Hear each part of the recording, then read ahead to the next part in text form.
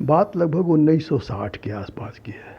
तब मैं गोरखनाथ मठ में अपने पिताजी के साथ रहता था, वहीं पढ़ता था और मठ में ही रहता था। उसी समय ये सन तो मुझे याद नहीं है, लेकिन जब मैं वहाँ था तो एक लड़का आया। वो बहुत सुंदर लड़का था और बहुत अच्छे विचार व्यवहार का था।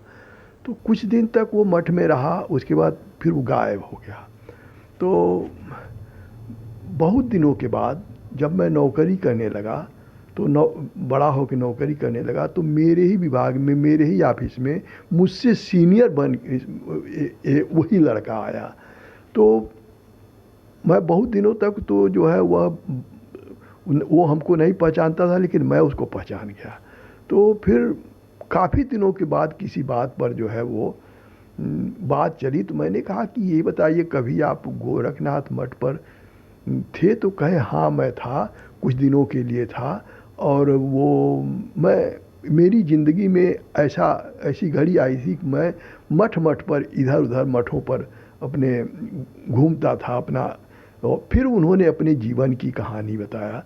कहा, उन्होंने बताया कि लगभग मेरी, अपने जीवन के बारे में बताया कि मेरी उम्र लगभग 8-10 साल की रही होगी तो मेरे माता पिता मर गए। उन्होंने कहा जब मेरे माता पिता मर गए तो मेरे जो पटीदार थे, यानी मेरे मरने के बाद जिसको संपत्ति मिलती, वो लोग मुझे मारने की योजना बनाने लगे कि मार दिया जाए तो संपत्ति मिल जाएगी। तो उसी गांव का किसी आदमी को वो उनके वो योजना की पता चल गया। तो उसने मुझको बताया कि ऐसा है कि तुम किसी भी तरह से यहाँ से, तुम बिना किसी के बताए यहाँ से तुम निकल जाओ, नहीं तुमको, तुम्हारी हत्या हो जाएगी।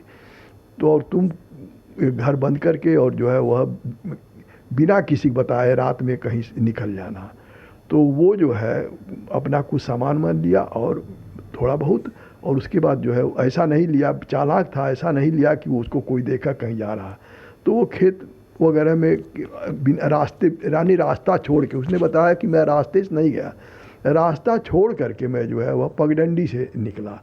और पगडंडी से चलते हुए मैं रास्ता बेरास्ता चलते चलते, कहा कि फिर मैं जो है वह इधर उधर जो है भटकते, कहीं मिल गया तो खाते, किसी के वहाँ जो है वह मांग के खा लिया या कैसे भी खा लिया।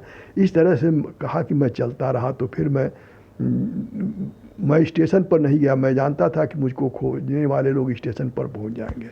तो कहा कि मैं पैदल चलता रहा। पैदल चलते चलते बहुत दिनों तक मैं ऐसे ही जो है यहाँ वहाँ भटकता रहा। कुछ जैसे भी मिला, जहाँ मिला, जो मिला खा लिया, जो रह लिया, और जैसे ज़िंदगी जी सकता था मैं जो है वह जी लिया।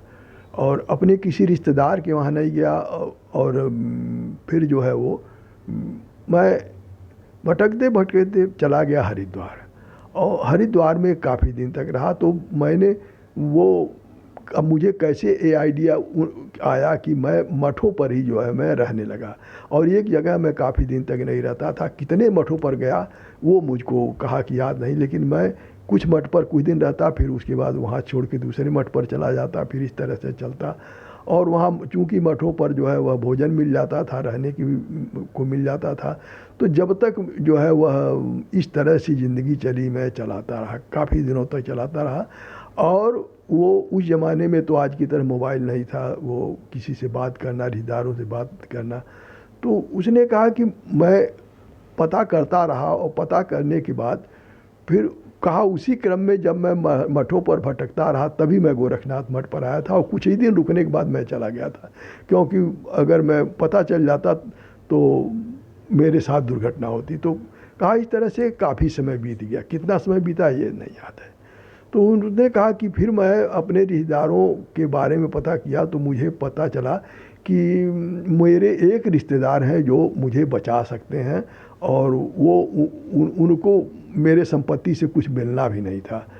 तो यानी जिसको संपत्ति नहीं मिलना था और जो मुझे बचा भी सकते थे। तो मैं अपने रिश्तेदार के वहाँ गया और उन्होंने कहा तुम यहीं रहो, और मैं उन्हीं के वहाँ रहने लगा। तो कुछ पढ़ भी लिया। तो और वहीं से मेरी शादी भी हो गई। और जब शादी हो गई और मैं फिर ऐसे ही भटकते ही भटकते जो है, अब ये मैं एक सीरियल से नहीं बता पा रहा हूँ।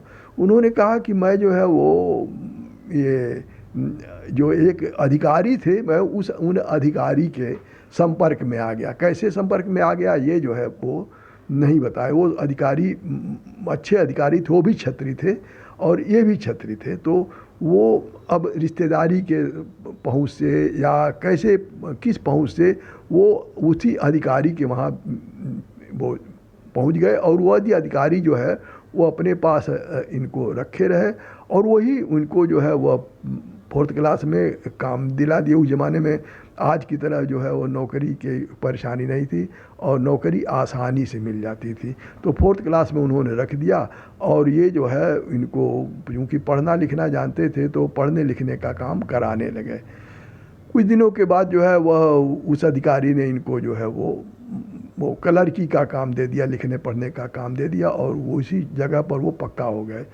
फिर वो जब तब तक जो है वह बड़े हो गए थे, इस्टेब्लिश हो गए थे। अब उनको किसी का डर नहीं था, वो खुद मजबूत हो गए थे। तब उन्होंने कहा जब मेरी स्थिति अच्छी हो गई तब मैं अपने गांव पर अपने रिश्तेदारों के साथ अपने गांव पर पहुंचा और फिर जो है तब किसी की मेरा कोई नुकसान नहीं पहुंचा सकता था। और उन्होंने कहा फिर मैंने अपनी सभी संपत्ति जो एक एक संपत्ति मैंने खोज करके अपनी संपत्ति सब लिया और अपना सब घर इस्टेब्लिश किया। तो वो फिर उन्होंने कहा कि अब कोई आयोजन पड़ा तो वो अपने घर पर बुलाए गांव पर। उसमें मैं गया था, मैंने देखा कि गांव में उनका घर बहुत अच्छा है। गर्म पानी ठंडा पानी के अलग अलग सप्लाई है, बैठका अलग है, किचन वो डाइनिंग अलग है, सिटिंग रूम अलग है। इस तरह से उन्होंने बहुत बढ़िया घर बनवाया है। बहुत वो जो है जगह भी है। तो कहने का मतलब यह है कि उन्होंने अपनी ज़िंदगी सेटल किया और वो अब ऐसे लोगों के साथ जो है वह जो प्रकृति मदद करती है तो वो मदद होती ही चली जाती है। तो विभागीय तौर से भी जो है उनको ऐसे ऐसे जगह मिले जहाँ उनको जो है वह अच्छा जगह मिला, अच्छी कमाई हुई और वो उन्होंने अपना शहर में भी घर बना लिया। अब इस वक्त वो है या नहीं, 2-3 साल पहले जो है मैंने एक पर्ची से पूछा था तो बताया था कि हाँ उन घर बनवाए हुए हैं, अच्छा घर बनवाए शहर में भी और देहात में तो पहले से ही था। तो ये एक छोटी सी कहानी थी एक बच्चे की जिसको उसके माता पिता के न रहने पर जिनको मदद करना चाहिए, जिनको उसके जीवन को सुधारना चाहिए, उसको एस्टेब्लिश करना चाहिए, वही लोग उसकी संपत्ति के लिए उसका जीवन लेना चाहते थे। लेकिन वो जिसको कहा जाता है जिसको फानूस बन के जिसकी हिफाजत हवा करे वो समा क्या बुझे जिसे रोशन खुदा करे। तो जिसको जो है ईश्वर बचाता है, जिसकी मदद ईश्वर करता हो, कहीं ना कहीं से मदद हो ही जाती है। ये मेरा जो है वो पोस्ट था। धन्यवाद।